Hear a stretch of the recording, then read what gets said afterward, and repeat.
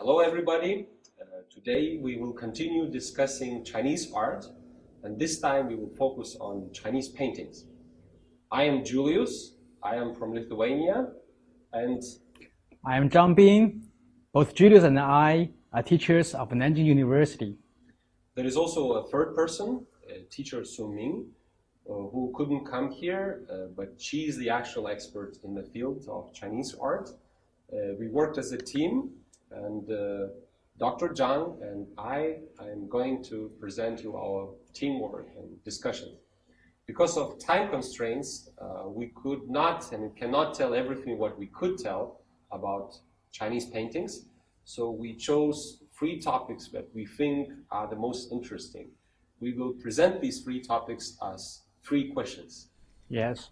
And the first question is, why Chinese paintings are usually not framed? The second question is, why Chinese paintings are usually black and white with almost no color?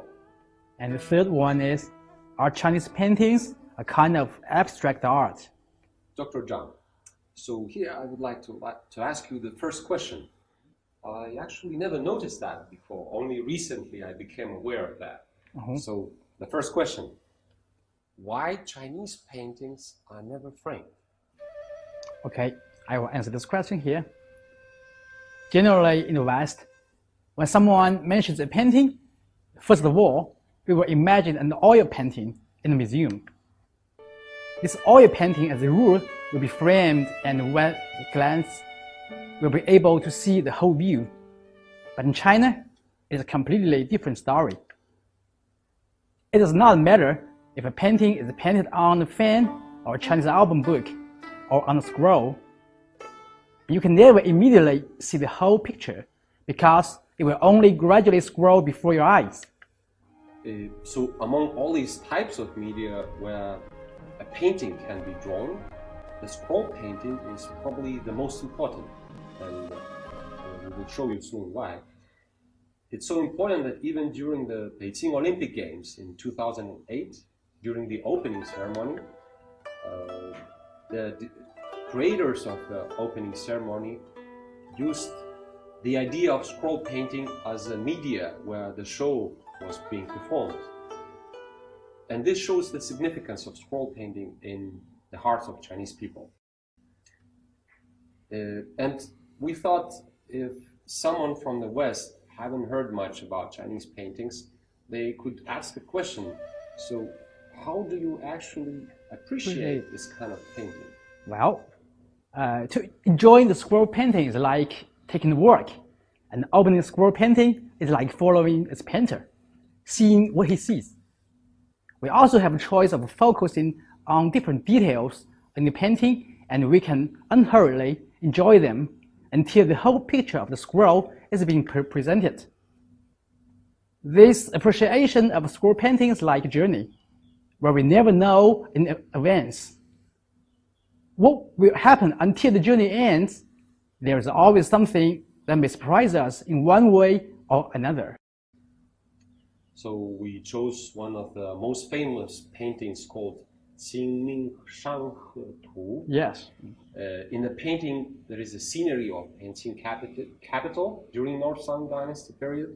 And while scrolling the painting, we can so feel as if we are inside of it, 1,000 years back, walking in the streets, crossing small bridges, looking into the distance, or just standing in one place, enjoying every detail of the capital's life. We can observe and experience how people lived during those times. It's very vivid, very strong feeling. There is another very interesting aspect related to Chinese paintings, and especially scroll paintings, and that's the aspect which we call multi-perspective. The fact that most of Chinese paintings, they have not one but several perspectives. And Dr. Zhang here has Okay, say something about multi-perspective. Just now, by observing the painting, we could easily notice that Chinese paintings are in some ways flat by having only 2 dimensions. Not like these 3-dimension paintings in the West. It also does not have one point perspective, but it has many different points of perspectives as the scroll painting unfolds. We could call it multi-perspective style of painting, where the painter's point of view is never fixed, but always changes. It's quite different from the one-point perspective style of painting that popular after the Renaissance. So, Julius, as a researcher of Chinese philosophy, so can you just give me some explanations about this multiple perspective? My achievements in Chinese philosophy research are still very modest, but there are still a few things that I think I could say here. So, first of all, we can easily find out that the aesthetic ideas behind the Chinese paintings and Western paintings are quite different. So the Western idea of aesthetics, of what is beautiful, could be seen as fixed, and I'm sorry for some kind of maybe overgeneralizing here, but there is such tendency. So in Western paintings, even moving objects are fixed inside of the paintings, and they stay like that forever. And to realize this idea that is very dominant and popular in the West, we are always looking for something that is constant, eternal, something that is stable. This idea, I think, is realized through using one perspective in the paintings. But for Chinese, it's a completely different story. They seek to find Tao, Yes. or the way, and they want to find this Tao in the movement. It's dynamic, and the artist achieve this moving, dynamic expression of Tao by constantly changing the point of perspective in the painting, and that makes the painting more alive. It's also interesting that because of this, in Chinese paintings they very seldom use shades of light. They achieve the result they want without using the shades.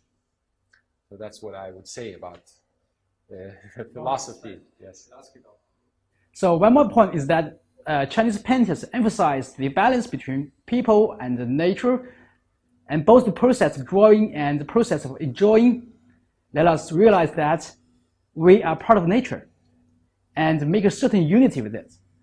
A good example that illustrates the idea is a Chinese traditional garden, because they are created by humans, but at the same time, these gardens let us feel that we are in nature.